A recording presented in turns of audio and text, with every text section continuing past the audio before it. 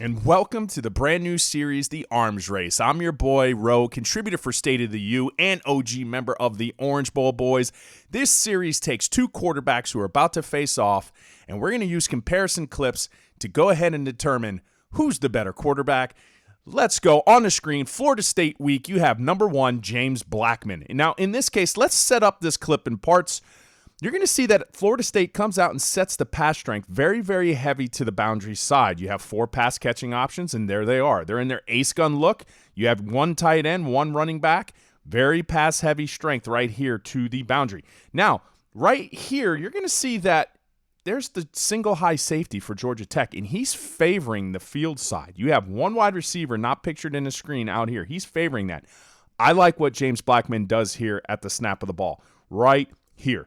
You see how he flared out? His head is staring directly at that safety. He already knows where his route is going to go. He freezes it. Okay, good. Now this is where I find a little bit of a fault, because at this case, your safety was favoring the field side. Yes, you held him, but your ball is leading your tight end more and more towards the middle of the field.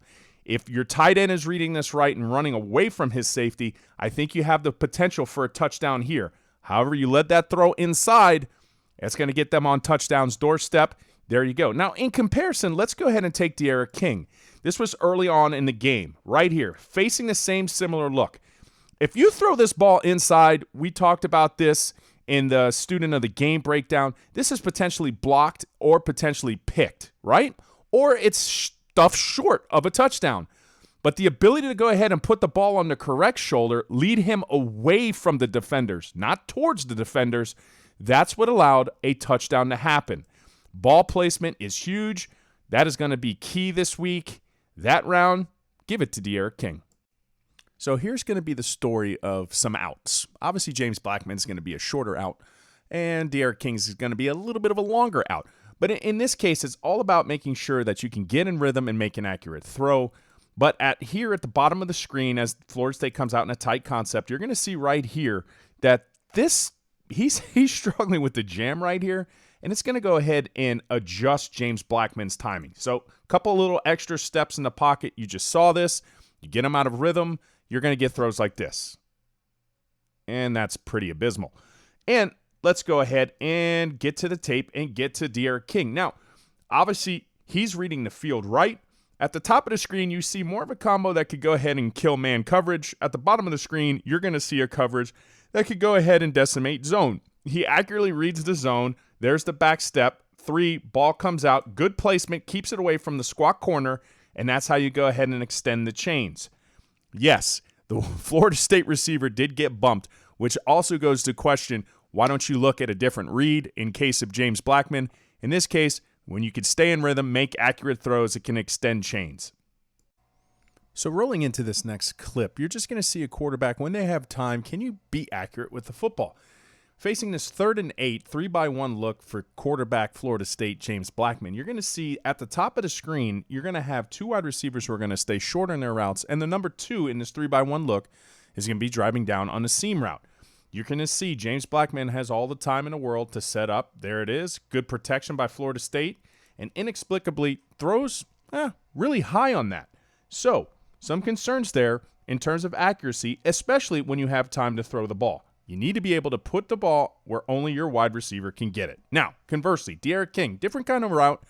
Not necessarily a seam ball, but still in the intermediate passing area. And this is going to be an RPO and a post-snap variety RPO. Miami, again, using its multiplicative approach with its 2 tight ends, it's 12 set. This time, you have both Brevin Jordan and Will Mallory in line in this. This is going to be post-snap RPO. He's looking to read right there.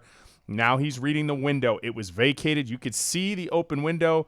Good job in rhythm, on time, and accurate. It's also going to come down to this week. Can you be accurate on all phases and areas of the field? The short game, intermediate, and long. Round, D'Eriq King. This is going to be 2 3rd and long back-to-back clips. And ultimately, James Blackman's going to be throwing an interception on his. I'd like to compare an interception by D'Eriq King, except he hasn't even thrown a ball in harm's way in 2 games. But over to the Florida State side we shall go. In this case, empty set look on 3rd and 16. You got to be on alert as a quarterback. Make sure they're not bringing more than you can handle. In this case, Georgia Tech brings only 4 to Florida State's 5 offensive linemen. Most offensive lines can handle that. Florida State, you never know. But in this case, good job, Florida State offensive line. They give you all the time in the world for James Blackman. But in this case, inexplicably, instead of the pocket presence and awareness and pocket discipline to kind of find yourself in a nice area, understand, keep your eyes downfield, he just immediately runs into the pressure. Now, little panic sets in, eyes drop. He's trying to outside, try to find another tertiary, secondary wide receiver. Once again, inexplicably, throws it directly to a linebacker. Okay, so now over to the Miami side we go. And here's De'Aaron King. Understands the situation 3rd and 14, and I like this pocket discipline and field because he realizes that his offensive line has this covered. Admittedly so, Rhett Lashley has said none of the 3 sacks on the year, 3 sacks in 2 games, have been on the offensive line whatsoever. They do a really good job stonewalling the Louisville defense. Now look, he's scanning. There you go. Good awareness, way to extend the chains. You only had a rush of 3 by the Louisville defense. You find Mark Pope, 3rd and 14. I think the pocket discipline, the pocket feel, especially when you have a little time, I think that goes to De'Aaron too. So in full disclosure, Jordan Travis is another Florida State quarterback that saw some action. He's a primary run threat, but at the end of the game, when it mattered, James Blackman was on the field. It is currently 16-13, 3 minutes and 58 seconds in the 4th quarter. Florida State is facing a 4th and 8. Now, prior to this, James Blackman took a particularly bad sack when his right tackle got beat on the play. Strip sack fumble, ball security was an issue previous to this play. And on 4th and 8, when your team needs you, this is what happens. A little indecisive right there, whether to run, where to run. Ball from behind, ball on the ground. Georgia Tech would get the ball. Georgia Tech would win the game.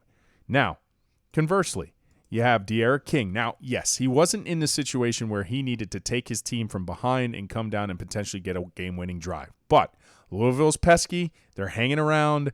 They just got an onside kick. Your team needs to go ahead and answer, and do they ever? Louisville, criminally, 21 times, you turn around and wanted to play University of Miami without a safety over the top, and you got burnt, and you got burnt again.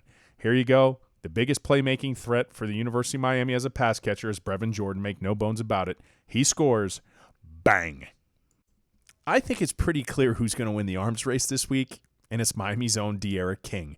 I just like his ability to sense pressure, stay in the pocket. His pocket maturity, his pocket presence is all there.